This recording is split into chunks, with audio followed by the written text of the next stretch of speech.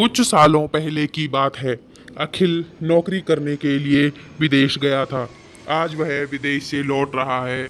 Carry darling, हम कुछ ही देर में दिल्ली पहुंचने वाले हैं। हाँ डियर अखिल, मैं तुम्हारी फैमिली से मिलने के लिए बहुत बेकरार हूँ। हम सीधे तुम्हारे घर पर ही चलेंगे डार्लिंग। नहीं नहीं कैरी, हम अपने फ्लैट में जाएंगे। मैं कुछ दिनों बाद तुम्हें मम्मी पापा से मिलवा लूंगा। तुम अचानक से गई तो उन्हें अच्छा नहीं लगेगा। अखिल बहुत बड़ी मल्टीनेशनल कंपनी में काम करता था। कंपनी वालों की ओर से उसे बाहर विदेश में नौकरी के लिए भेजा गया। कैरी भी उसी के साथ जॉब करती थी। फिर दोनों को एक दूसरे से प्यार हो जाता है और अखिल कैरी से शादी कर लेता है। दिल्ली पहुंचकर अखिल कैरी को अपने खरीदे हुए नए फ्लैट में रहने को कहता है। कैरी डार्लिंग, मैं मम्मी पापा से मिलने जा रहा हूँ।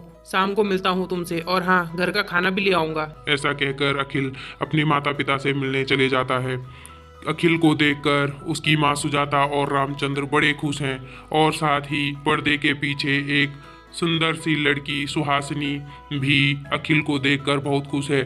सुहासिनी और अखिल की शादी उसके विदेश जाने से पहले हो गई थी, लेकिन अखिल सुहासिनी को बिल्कुल भी पसंद नहीं करता था। इसका कारण यह था कि वह गांव की सीधी सादी लड़की थी। अच्छा हुआ बेटा जो तू वापस आ गया। तुम दोनों को साथ में रहने का समय ही नहीं मिला।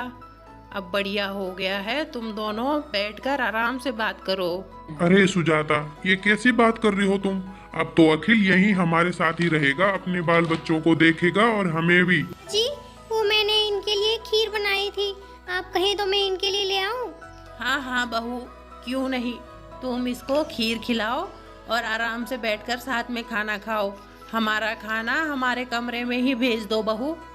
तुम दोनों इतने समय बाद मिले हो तो साथ में कुछ समय बिताओ। ऐसा कहकर सुजाता और रामचंद्र जी अपने कमरे में चले गए। तब अखिल सोचता है, ये सही मौका है, सुहासिनी से थोड़ा खीर और खाना पैक करवा देता हूँ। सुहासिनी, वो मेरा एक दोस्त है, वो मुझसे मिलना चाहता है।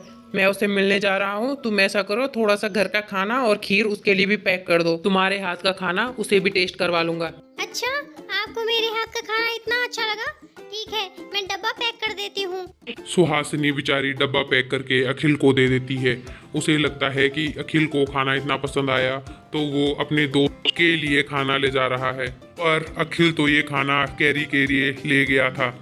अब कुछ दिनों तक अखिल अपने घर वालों से और पत्नी से ऐसे ही झूठ बोलकर कैरी के साथ रहता था। एक दिन करवा चौथ का व्रत आया। अब सुहासिनी इस करवा चौथ के व्रत के लिए बहुत उत्साहित और खुश थी, क्योंकि काफ़ी साल हो गए लेकिन वह ये करवा चौथ का व्रत अकेले ही कर रही थी और इस बार उसके साथ अखिल भी था। वह करवा चौथ की शॉपिंग करने के लिए बाजार गई हुई थी और कैरी भी बाजार घूमने गई थी। भैया, मुझे 16 श्रृंगार का सारा सामान दे दो और साथ में रंग बिरंगी चूड़ियाँ भी देना, जिससे मेरे पति मुझे देखें तो मुझे देखते ही रह जाएं। आपको पता है मेरे करवा चौथ का व्रत है। एक्सक्यूज मी, अगर आप बुरा न मानो तो मुझे ये सब सुनना बहुत अच्छा लग रहा है। क्या आप मुझे बताएंगी कि आप ये शॉपिंग क्यों कर रही हैं? अरे, आप तो विदेशी मैम साहब लग रही हैं। आपको इस व्रत के बारे में पता नहीं होगा। ये व्रत सुहागन औरतें अपने पति की लंबी आयु के लिए रखती हैं। आपकी शादी हो गई है क्या? जी, कुछ ही महीनों पहले मेरी शादी हुई है और मैं भी ये व्रत रखना चाहती हूँ। क्या आप मुझे इस व्रत के बारे में बताएंगी? मैं एक्चुअली यहाँ पे किसी को अभी जानती भी नहीं हूँ। तुम मुझे अच्छी लगी, इसलिए मैंने तुमसे बात करने की कोशिश की। अब सुहासिनी कैरी की पूरी मदद करती है और उसे पूरी शॉपिंग करवाती है और करवा चौथ की व्रत की तैयारी करवाती है। इस तरह से वे दोनों बहुत अच्छी दोस्त बन जाती हैं। कैरी तब सुहासिनी को अपना फोन नंबर देती है। अगला दिन करवा चौथ का दिन था। सुहासिनी 16 श्रृंगार करके तैयार थी। कैरी भी सुहासिनी से फोन पर बात करके तैयार हो जाती है। कैरी डार्लिंग, तुमने आज लाल रंग की साड़ी क्यों पहनी है? और तुम तो आज बिल्कुल इंडियन स्टाइल में तैयार हुई हो। कैरी बताती है कि उसने करवा चौथ का व्रत रखा है। वहीं दूसरी तरफ अखिल बेटा, आज तुम कहीं नहीं जाओगे। तुम्हारी बीवी सुहासिनी का व्रत है। जिस तरह से तुम्हारे बापूजी मेरा व्रत खुलवाएंगे, तुम्हें भी सुहासिनी बहू का व्रत खुलवाना है। लेकिन माँ, मुझे ऑफिस का कुछ काम है। मुझे शाम को जल्दी ऑफिस निकलना पड़ेगा। अब शाम हो जाती है और अखिल जल्दी जल्दी सुहासिनी का व्रत खुलवा देता है और वहाँ से चला जाता है। फिर वह कैरी के पास जाता है। ऐसा करती हूँ, सुहासिनी को वीडियो कॉल करती हूँ। हाय सुहासिनी, तुम कैसी हो? मैंने सोचा मैं तुम्हें वीडियो कॉल कर देती हूँ।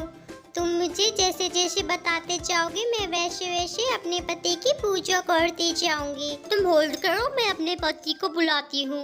अखिल डार्लिंग, जरा इधर तो आओ। अरे ये क्या कह रही, तुम पूजा करने के बजाय फोन पे लगी हो? ये देखो मेरी फ्रेंड सुहासिनी जी, आप कैरी के पति। और फिर न चाहते हुए भी अखिल की सच्चाई सबके सामने आ जाती है। तुझे शर्म नहीं आई? तूने एक पत्नी के होते हुए दूसरी से शादी कर ली। अरे क्या कमी थी हमारी सुहासिनी बहू में जो तू इस विदेशी लड़की से ब्याह कर आया। मैं क्या करता, आप लोगों ने मेरी शादी ऐसी लड़की से करवा दी जो बिल्कुल पढ़ी लिखी नहीं है और जिसे शहर के तौर तरीके बिल्कुल भी मालूम नहीं है। माँ पापा, मैं कैरी से बहुत प्यार करता हूँ और वह मेरी पत्नी है। आप लोग रखो अपनी बहू को अपने पास और मैं ये घर हमेशा के लिए छोड़कर जा रहा हूँ। कम ऑन कैरी डार्लिंग, चलो अब यहाँ से। नहीं अखिल, तुम इस तरह से सुहासिनी को छोड़कर नहीं जा सकते। इसमें उस बेचारी की कोई गलती नहीं है। वो तुमसे वैसे ही प्यार करती है जैसे मैं तुमसे प्यार करती हूँ और उसका प्यार सच्चा है। मैं सुहासिनी को छोड़कर कहीं नहीं जाऊंगी। यह सब सुनकर सुहासिनी और उसके मम्मी पापा हैरान रह जाते हैं।